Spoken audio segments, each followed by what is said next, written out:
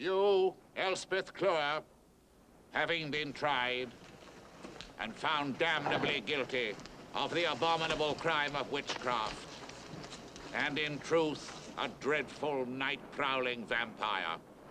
Therefore, pursuant to the ordinance of our gracious king, which is nothing but obedient to the text, thou shalt not suffer a witch to live, do now stand, exposed before the people, that they may behold, and their children's children remember how evil is destroyed, and Satan's spawn is given a foretaste of the pangs of hell.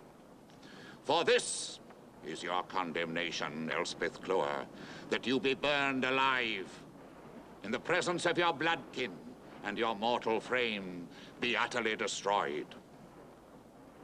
For if the body of a witch and vampire be not utterly destroyed by fire, her curse descends on her posterity to the last generation.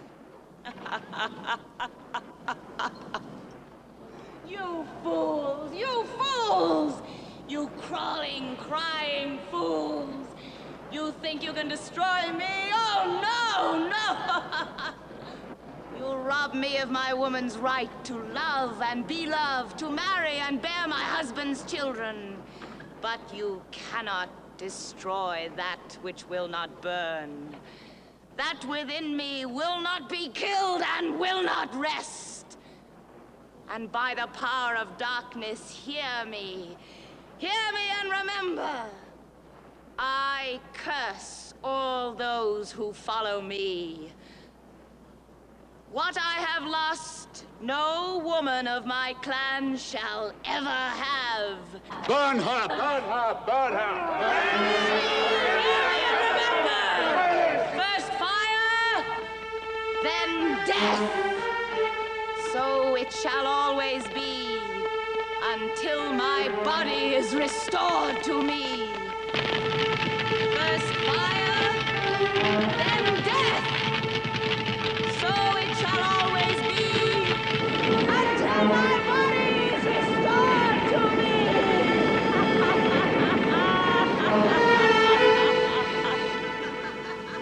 God grant that she lies still.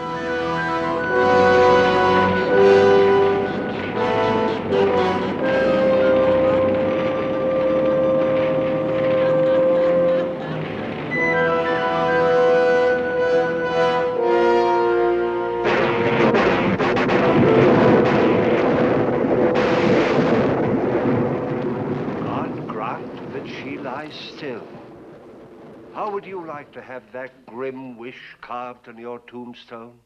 Not rest in peace, but fear. Fear of the undead for whom there is no rest. Or as Shakespeare had King Richard say, let's talk of graves, of worms, of epitaphs. Make dust our paper, and with rainy eyes write sorrow on the bosom of the earth. For nothing can we call our own but death. Well, I trust that puts you in the proper mood for what you're about to see and hear. Our story is by Lady Cynthia Asquith, and to bring her tale to life, we've chosen a cast of distinguished players. Sarah Marshall, Ronald Howard, Henry Daniell, Avis Scott, and Madeline Holmes. They say that Elspeth Clewer died 300 years ago. Did she? We'll find out now, my friends, as sure as my name is Boris Karloff.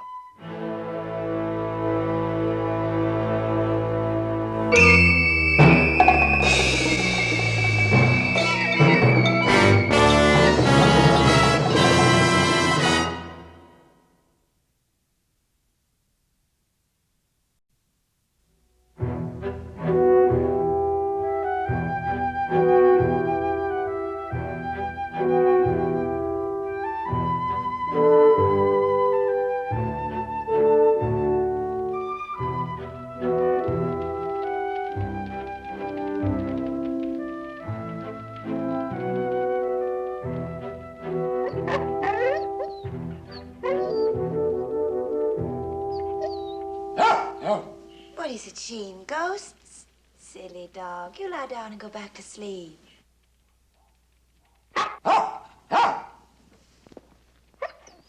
Lady Margaret, don't. Oh, what, Sarah? There's something out there. Let's see.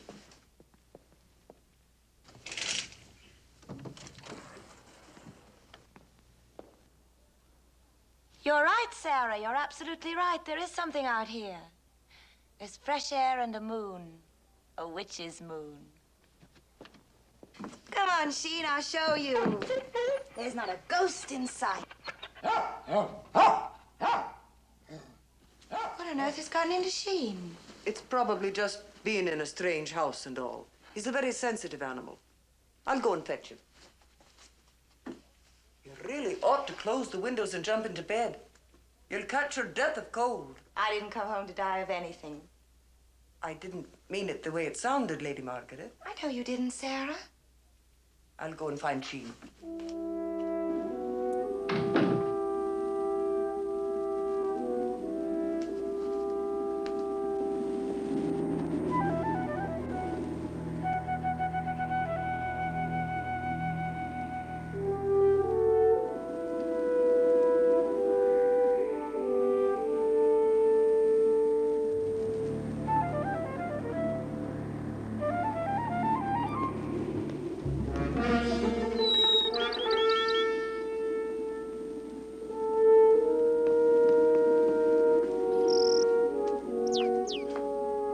And good night to you. See you in the morning.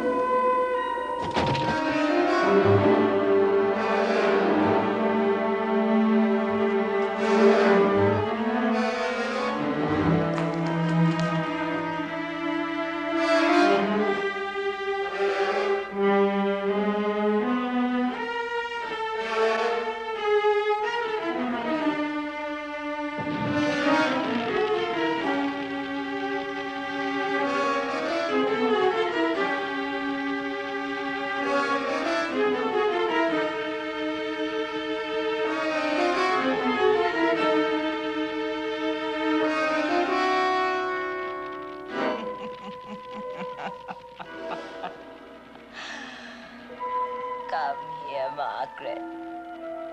Oh. Yes, come here. No. First fire, then death. So it shall always be, until my body is restored to me. No!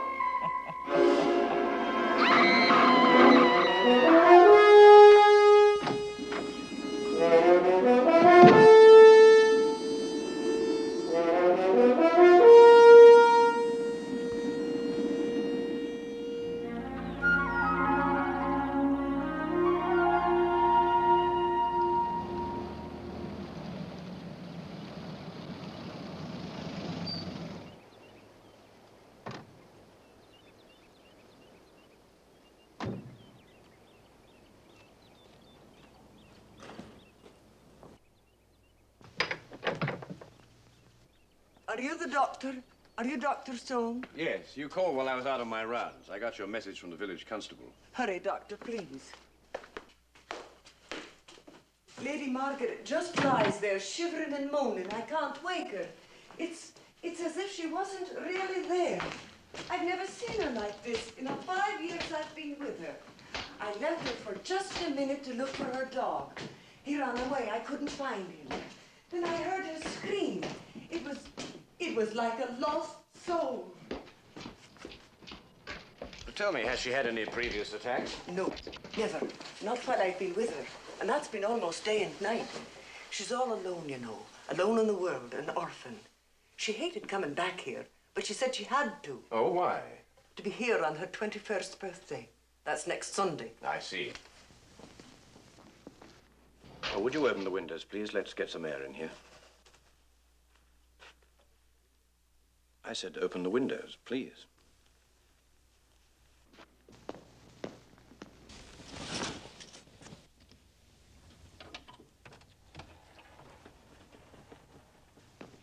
I don't know you. I'm Dr. Stone. Your maid sent for me. Sarah, You mustn't try to talk. I have to. I saw a face. My face. Outside the window. But I couldn't find myself. I was gone and she was here. You've been dreaming. You've had a bad dream. No, I was awake. I saw her outside the window. Then here. No, it's quite all right. No. It's all over now. All over. You just try and relax. Just relax.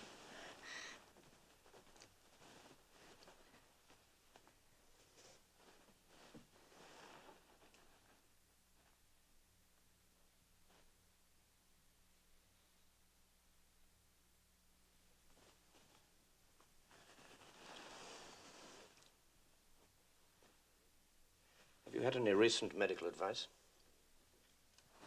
I haven't needed any. I'm perfectly well. What is wrong with me, Doctor? Oh, nothing serious. Your heart seems a little strained, possibly a touch of anemia. That's all. Yes, but you're going to need a long and proper rest, both physically and mentally. Why did you say that about my mind? Because the body can't rest if the mind won't.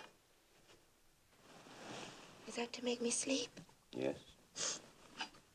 With no bad dreams.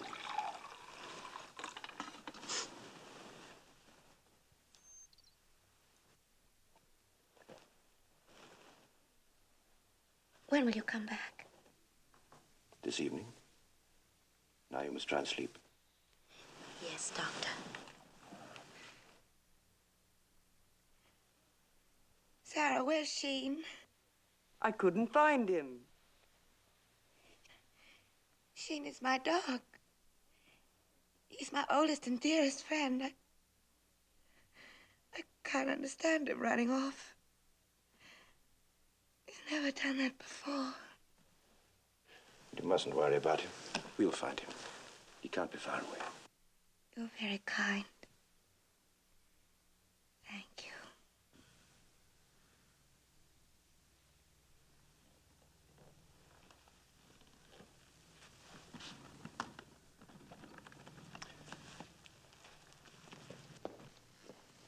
Tell me, Sarah, what sort of a dog is Sheen? A Cairn Terrier. He ran off because something seemed to frighten him. Oh, what was it that frightened him? She told you she saw a face. No, Sarah, she dreamed she saw a face. We don't any more of those sort of dreams, do we? No, Doctor. Well, you keep close to her. If she should wake up, which I don't think she will, don't hesitate to call me.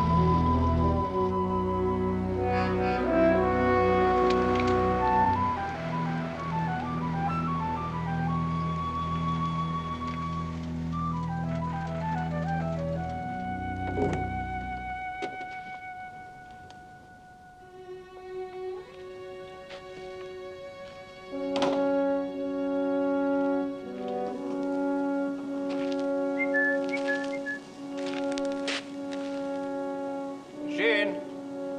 Here, boy!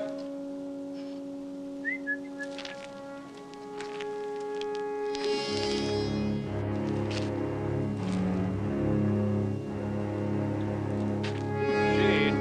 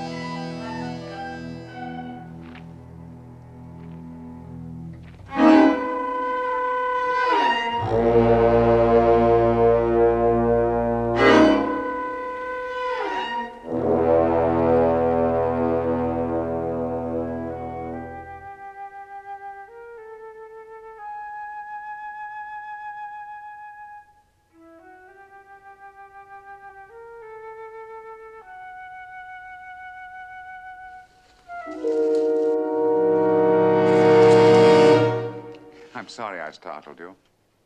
Well, not exactly startled, perhaps a little surprised. An interesting distinction.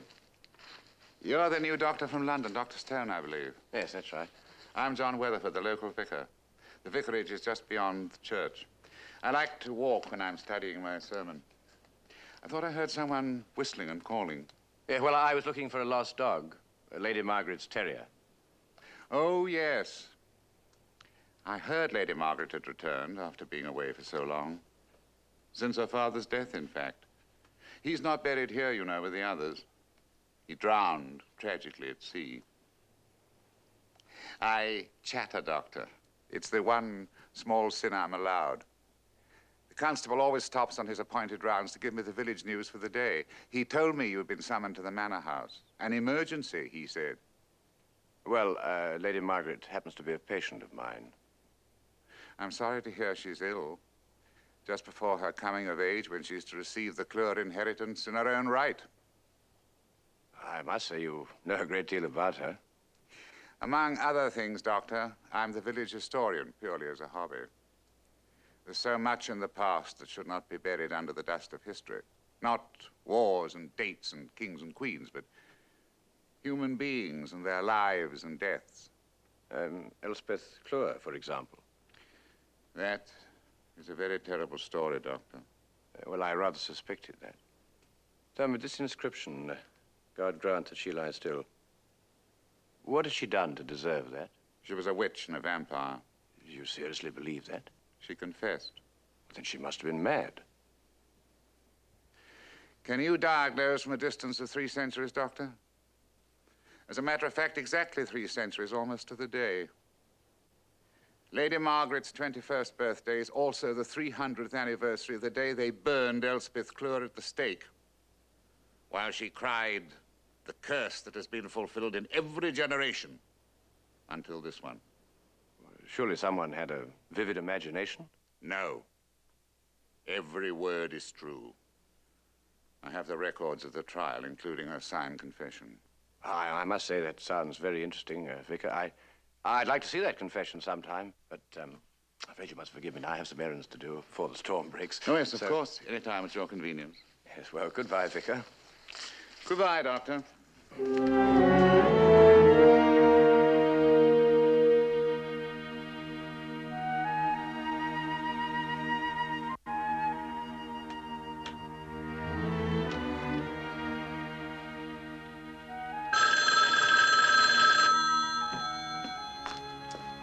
Hello, Dr. Stone speaking.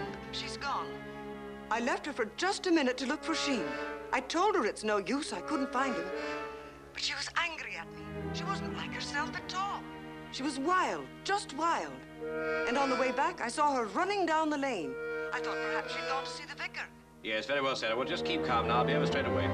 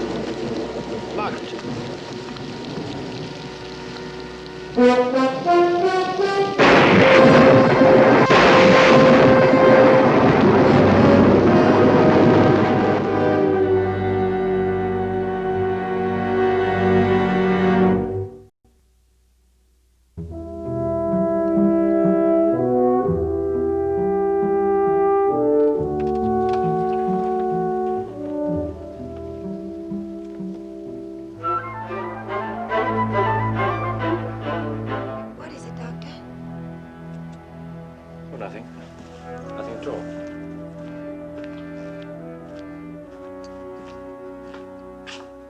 Thank you. You haven't found Sheen, have you? No, no. Not yet, but we will. You're worried. Worried? No. My bedside manner, perhaps. No medicine this morning? No, I think the best medicine is just to talk. How are you feeling? Hard to explain.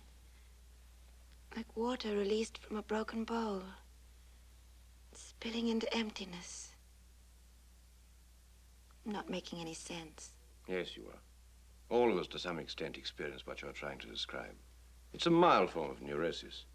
And it's in the nature of every neurosis to create a sense of, well, of standing off and looking at ourselves.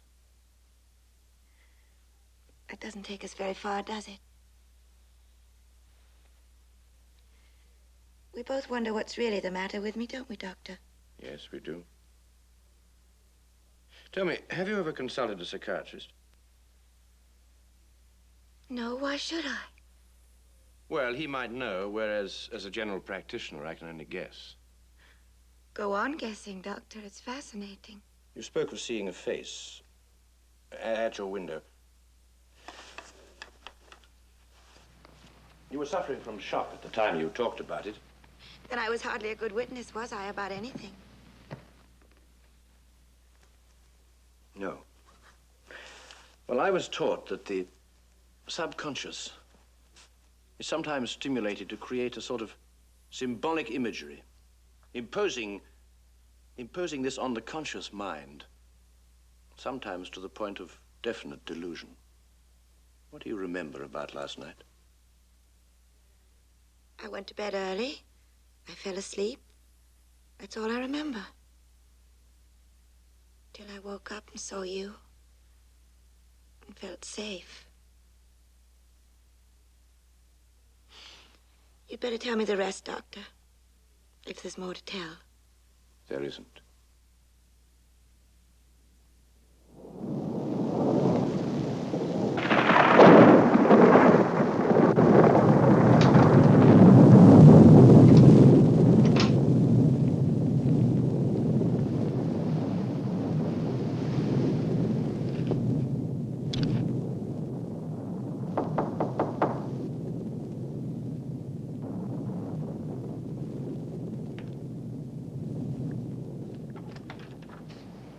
Oh, good evening, Vicar. I hope I haven't disturbed you. Not at all. Won't you come in? I brought you the records of Elspeth Clewer's trial. Oh, thank you very much. I think you'll find them interesting.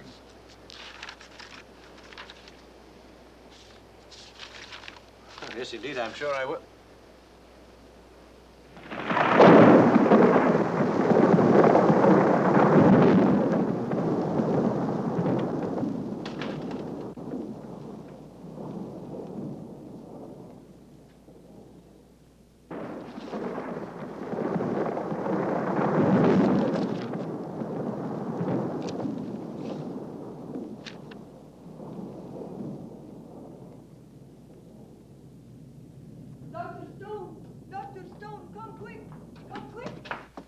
Something terrible's happened. I've never seen her like this before. What is it now, Sarah? Well, she took the receiver off in her room and locked the door against me so I couldn't get through. She went absolutely wild. She screamed at me. Only it wasn't her that screamed. It was, I don't know Yes, well, what. come along, Sarah. We must hurry.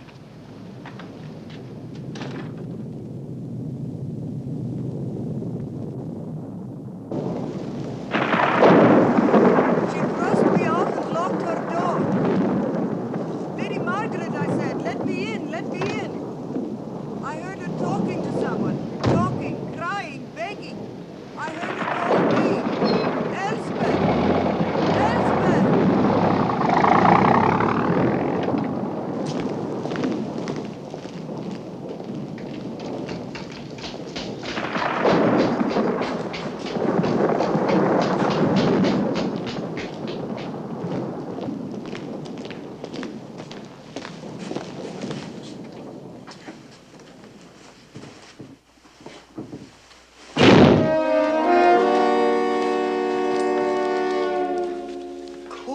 ice and covered with clay. Sarah, cold compress and hot water. Quickly. Doctor, the birds, their cage is open and they're dead. Oh, never mind them. Do as I say. But they're not just dead. Somebody tore their heads. Tore their heads. Right-ho! Sarah! Sarah, come back! Dr. Stone, I saw your car outside. Sarah, I think you better get back to Lady Margaret at once. This is my manservant Garth. He's been with me for many years. He found Lady Margaret's dog in the churchyard of all places by Elspeth Clewer's grave. Let me show you. See, the throat has been cut. Yes, I see. I thought you'd want to know, Doctor. Of course, we needn't tell Lady Margaret. No, naturally. With your permission, Garth will bury the poor animal. Yes, very well. That's all right, Garth. You may go. If Lady Margaret asks, you might say that the dog has disappeared, shall we say? Yes, yes, I understand. And if there's anything else I can do, Doctor? No, I think you've done all you can, Vicar. And in any event, sufficient for the day is the evil thereof. Mm-hmm. Good night, Doctor. Good night, Vicar. Doctor, there's something sticky and red on her hand.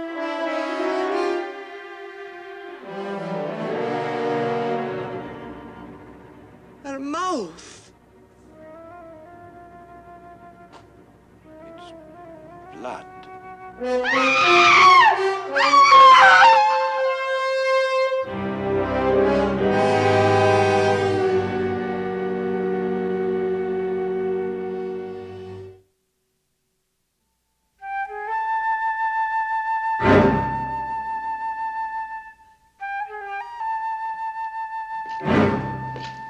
Where's Sarah? Sarah had to leave at rather short notice last night. Why? Some family trouble. Quite sudden, I believe. Oh. She said she hated leaving without saying goodbye to you. She was very fond of you. I want Sarah. Yes, I know you do. But you mustn't worry. I've engaged someone else to look after you. A nurse. A nurse? Yes, a Miss Emmons. She was on the staff with me at the London hospital. Do you think I need a nurse? Well, let's say she's more of a companion than a nurse. You'll find her sympathetic and most understanding. Understanding about psychiatric cases. Frankly, yes. Will you go on being frank, Doctor? It's very interesting. I'll try. I realize I said some strange things about myself last night, about faces at windows and being lost or drawn away. What is it, Doctor? My dog is gone, the birds are gone, and now Sarah's gone, all since I came home. Because of fear of this house? Or fear of me? Good morning, Lady Margaret. It's a perfectly lovely day. I brought you your breakfast. Oh, this is Miss Emmons, Lady Margaret. How do you do? Hello. I hope I won't be such a bother to you that you'll have to go, too. I'm sure we'll get on famously, Lady Margaret.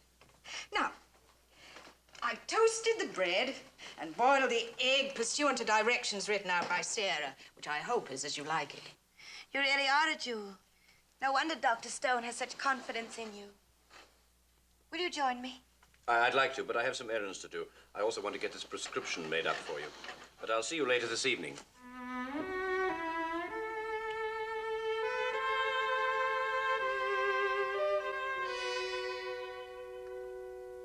Item that the said Elspeth Clewer doth boast and brag. She hath sold herself to Satan as her lord and master, and that by her hellish bargain the fiend hath granted her foul power and privilege to work evil wherever she may go.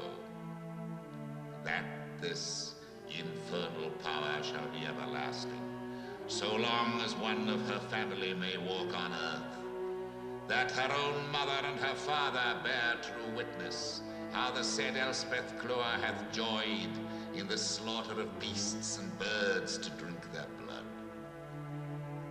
That she doth not only confess, but taketh pride and pleasure in her witchery, and hath drunk human blood, according to the horrible rites of the hideous tribe of vampires.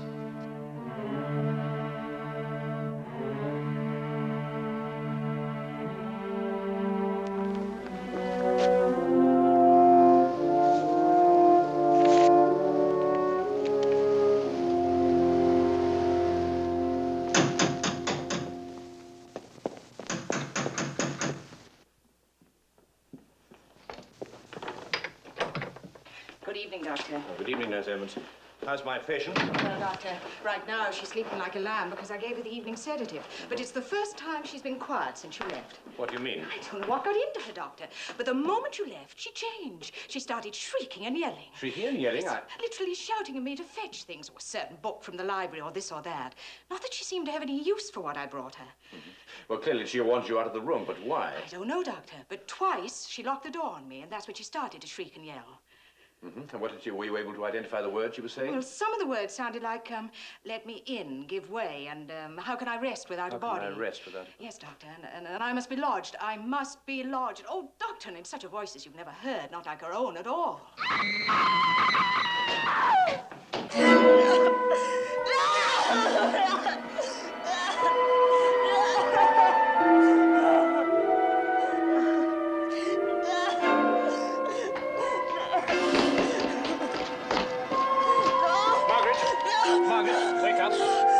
Wake up! Is it morning? No, not yet. It's dark in here. Well, close the windows, nurse.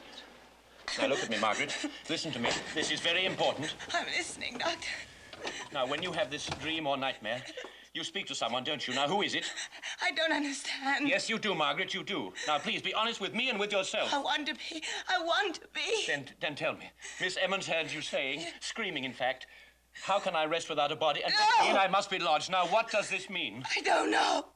I seem to recall hearing those things, but when I wake up, it all becomes vague, and I can't remember. Oh, please, it's all right, Margaret. It's all right, please. Now, relax. You must try and relax.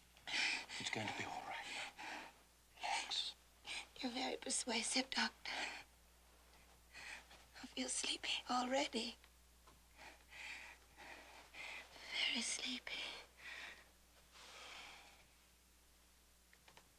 I won't leave her for a moment, Doctor.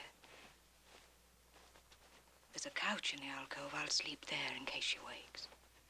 Yes. All right, nurse. Perhaps it'd be better if you were near. There's a bedroom down the hallway, and I could get it ready for you in a moment. That is, if you care to stay. Yes, I would care. Thank you, nurse.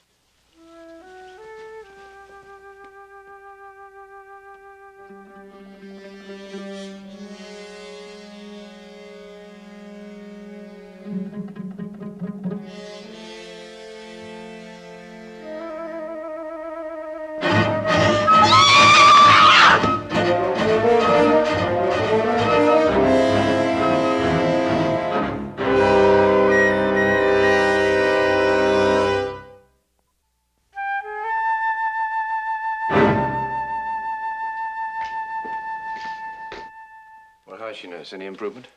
Just about the same, Doctor. Were you able to get in touch with Dr. Vanderbilt? Yes, I was. He's coming down tomorrow afternoon. I sincerely hope he can be of some help to us. He's just about the best psychiatrist I know. Tell me, how's that arm of yours? Oh, it's quite all right, thank you, Doctor, really. Nice to cut your head. What came over her, Doctor? Heaven only knows.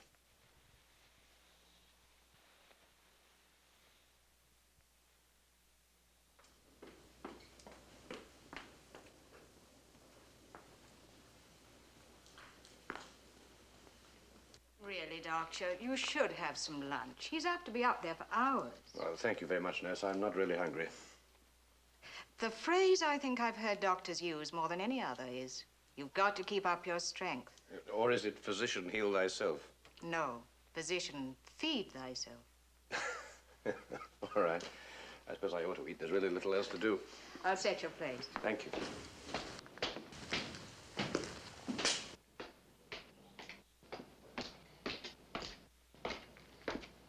I think you'd better go upstairs with her, nurse. Yes, Doctor. Well, Doctor? She's very ill, John. I'm afraid I realize that. When did these delusions first occur? Oh, less than a week ago, when she first returned here. As soon as she's well enough to travel, bring her into London. Yes, of course I will.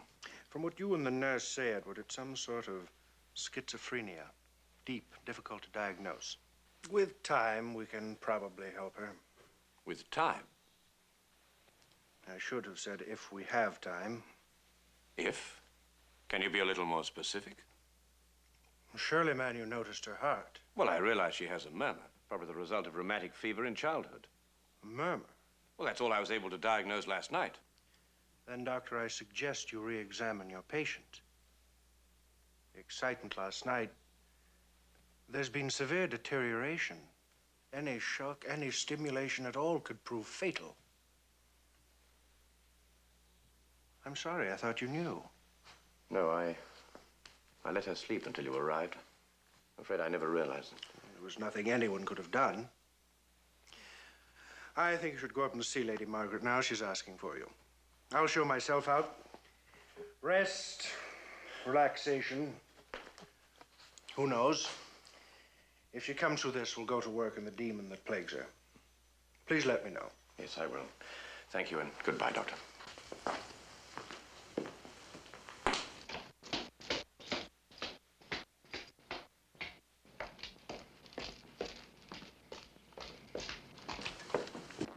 How is she, nurse? Much better. Quite cheery now, as a matter of fact. Good. Thank you so much. Your friend, Dr. Van Velde, thinks I'm ill. Well, I'm afraid he's right, Margaret. You are ill. And I must be a creature incapable of my own distress, because I assure you I feel quite well. And very glad to see you. No more than I am to see you, Margaret.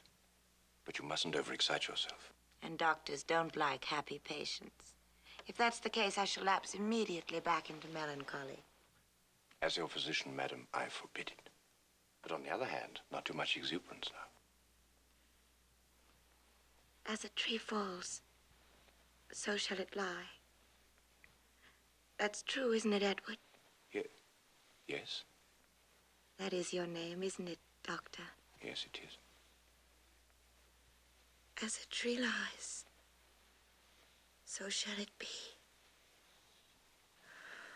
All through the days of eternity.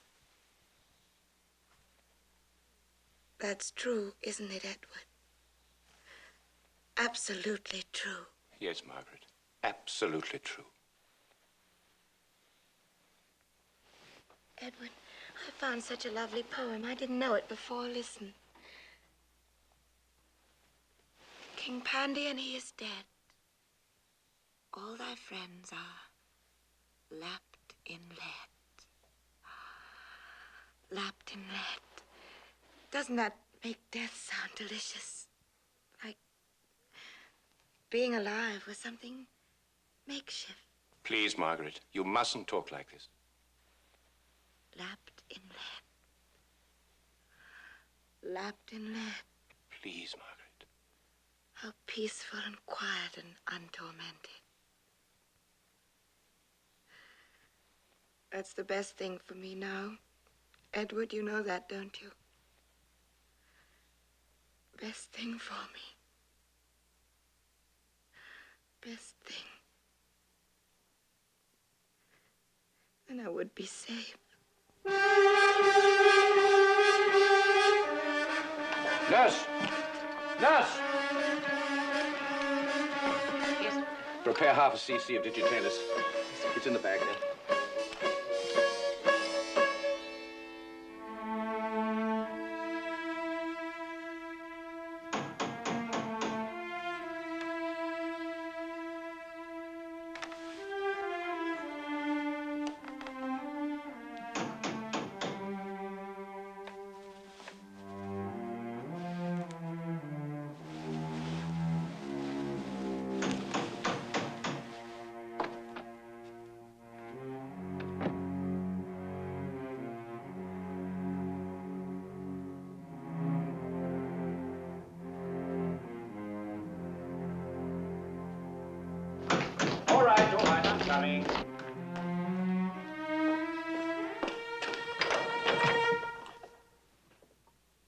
are you doing here? Won't you come in? Are you expecting someone? Yes, Miss Emmons. She's gone to the chemist to get a prescription. Has Lady Margaret taken a turn for the worse?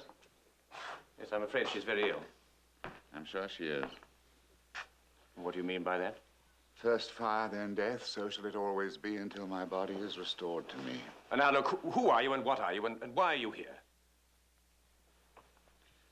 I'm the vicar doctor, you know that, and I have a duty to my parishioners. What, to frighten them out of their wits with ghost stories and old wives' tales? What have you got against Lady Margaret? Nothing. I pray for her every day. It's the other. Oh, come now. The other's been dead 300 years. Her people prayed, God grant that she lie still.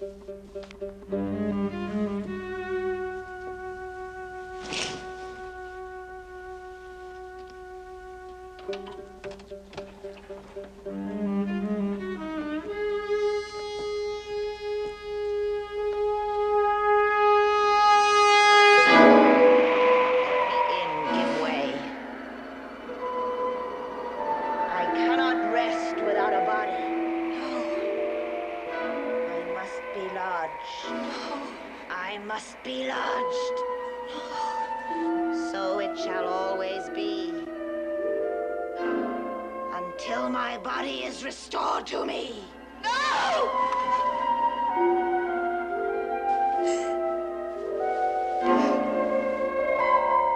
But, Vicar, do you seriously believe that the spirit of a woman dead 300 years is the cause of Lady Margaret's illness? What is within me will not rest until my body is restored to me.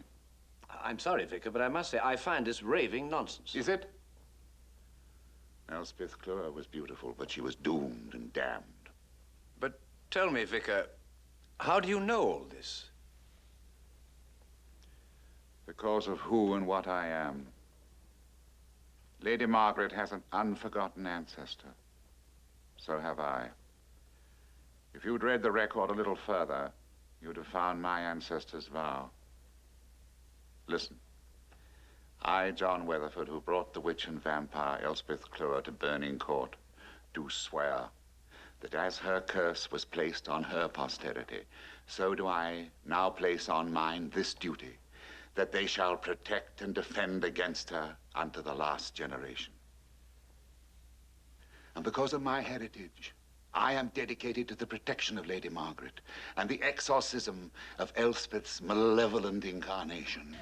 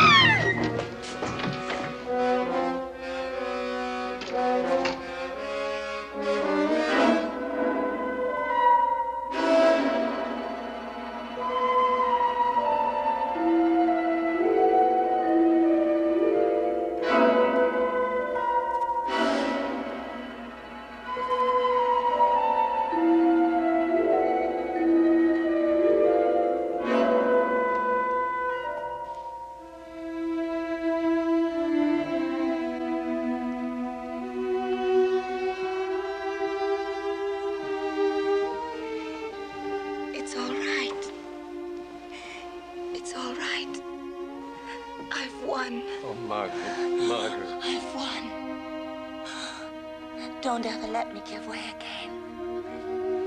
Never again. Keep me safe. Yes, I will.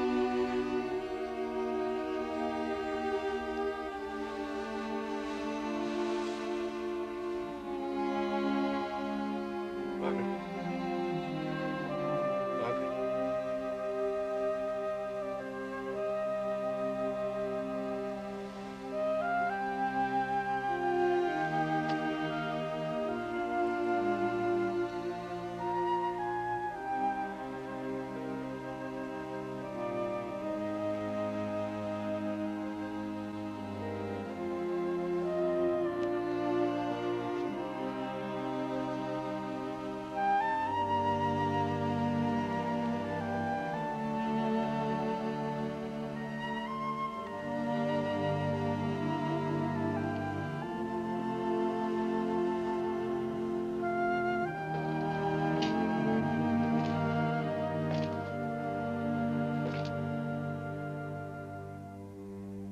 don't understand it.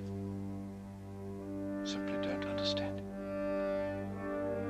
The innocent victim of a woman dead 300 years. Not victim, Doctor. Victor. Victor? Lady Margaret's dead. She was the last of the Clewer line, and Elspeth has lost her final chance to return to the living. In death, Lady Margaret has defeated her. Come here, Doctor. Come here. Look.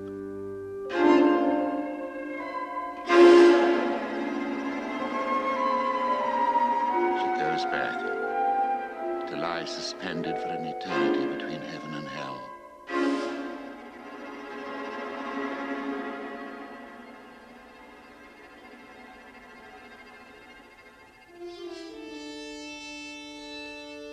Eternity is a long, long time. God grant that she lies still.